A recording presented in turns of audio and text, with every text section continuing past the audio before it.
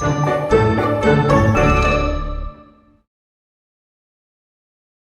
itu merupakan simulasi saat kita berkirim surat. Nah, surat itu kan merupakan informasi. Sama halnya dengan telekomunikasi. Telekomunikasi ini adalah representasi dari berkirim surat atau informasi. Surat itu kan merupakan informasi. Oleh karena itu, telekomunikasi memiliki pengertian yakni proses bertukar informasi pada jarak yang jauh serta melibatkan teknologi sehingga lebih hemat biaya, lebih cepat, nggak nunggu sehari dua hari. Jadi untuk lebih lengkapnya bisa kita tanyakan nih kepada teman-teman kita. Yan. Ada nanya nih, jenis-jenis isyarat tuh apa aja sih? Oh, jenis isyarat. Bentar ya. Mengenal jenis isyarat. Dalam telekomunikasi, isyarat dapat diartikan sebagai besaran elektrik terukur yang membawa informasi yang dapat berubah dalam waktu atau dalam ruang.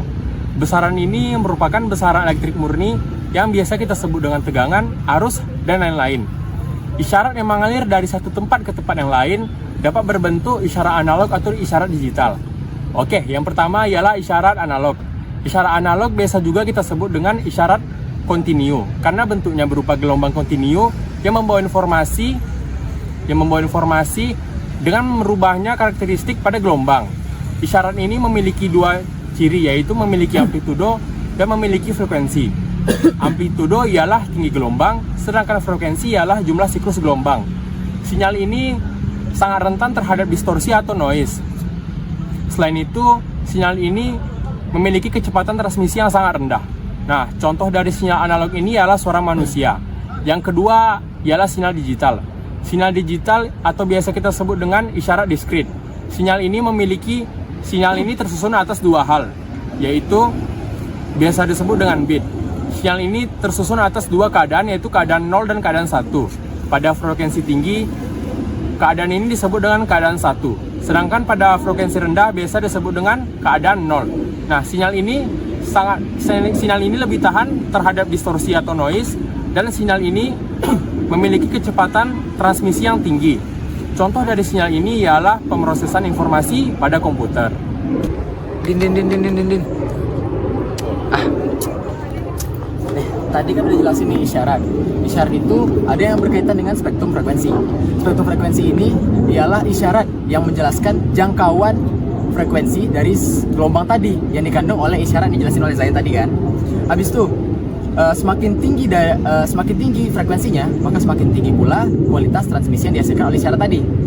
Nah, berkaitan dengan spektrum frekuensi terdapat dua istilah. Yang pertama yakni bandwidth, yang kedua laju data. Bandwidth itu bisa kita ibaratkan sebagai kecepatan wifi kita, kecepatan wifi. Terus laju data ini kita ibaratkan sebagai besaran informasi yang kita dapatkan gitu. Misalnya kita ingin download video sebesar 200 MB, sedangkan kecepatan atau lebar jalur kita tadi bandwidth hanya memiliki 20 MB per second. Jadi kita dapat mengukur seberapa lama informasi tersebut akan terkirim ke penerima secara utuh. Apa tuh, Din? Kayaknya ada yang nanya deh. Siapa ya, Din ya? Apa aja sih peran-peran telekomunikasi? Aku sih nggak ngerti ya. Allah, gue yang tanya sepunya. Oh, itu sepunya lah ya. Oke. Nah, jadi peran telekomunikasi ini terdapat dalam berbagai bidang. Yang pertama itu bidang bisnis dan ekonomi. Yang pertama, ATM atau anjungan tunai mandiri atau dapat disebut juga dengan automatic teller machine, merupakan perangkat telekomunikasi yang memungkinkan pengguna untuk melakukan transaksi perbankan seperti pengecekan saldo dan penarikan uang. Jadi proses ini melibatkan jaringan telekomunikasi yang menghubungkan antara ATM dengan jaringan perbankan pusat sehingga dapat memastikan keamanan transaksi. Selanjutnya itu telekonferensi. Telekonferensi itu memungkinkan untuk melakukan pertemuan virtual antara tim satu dengan tim yang lainnya. Nah, yang ketiga yaitu NFC atau Near Field Communication, merupakan perangkat telekomunikasi yang memungkinkan untuk pertukaran data secara jarak dekat. Jadi dalam bisnis dan ekonomi, NFC ini digunakan sebagai pembayaran nirkabel dan identifikasi dan keamanan. Selanjutnya yaitu dalam bidang pendidikan. Dalam bidang pendidikan, telekomunikasi juga berperan sebagai pendukung media pembelajaran. Contohnya itu e-learning atau pembelajaran jarak jauh. Yon, Apa sih konfigurasi dalam komunikasi itu? Oh, konfigurasi jalur komunikasi adalah cara perangkat-perangkat agar dapat berkomunikasi. Nah, konfigurasi jalur komunikasi ini terbagi menjadi dua. Jalur konfigurasi titik ke titik atau point to point. Yang kedua adalah jalur konfigurasi multi titik atau multi point. Jalur konfigurasi titik ke titik atau point to point ialah menghubungkan secara khusus dua piranti agar dapat saling berkomunikasi. Jalur komunikasi ini biasanya kita temukan banyak di transmisi paralel. Contohnya, dua komputer yang terhubung secara paralel untuk menyalin file-file data. Dan juga yang kedua, transmisi several memungkinkan jarak yang jauh pada dua piranti. Oke, udah ngerti kan? Selanjutnya kita aja pada Bang Raka.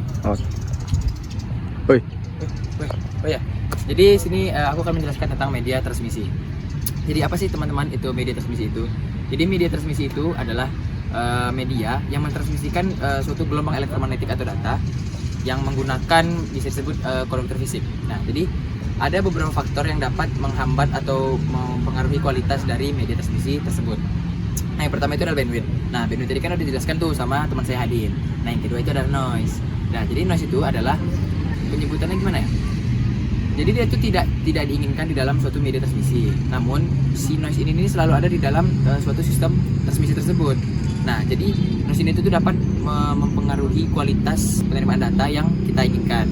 Nah, jadi efek dari itu atau akibatnya terganggunya proses penerimaan atau pengiriman data. Nah, yang terakhir itu adalah jenis-jenis dari media transmisi. Yang pertama itu adalah media transmisi terpadu atau guide transmission media.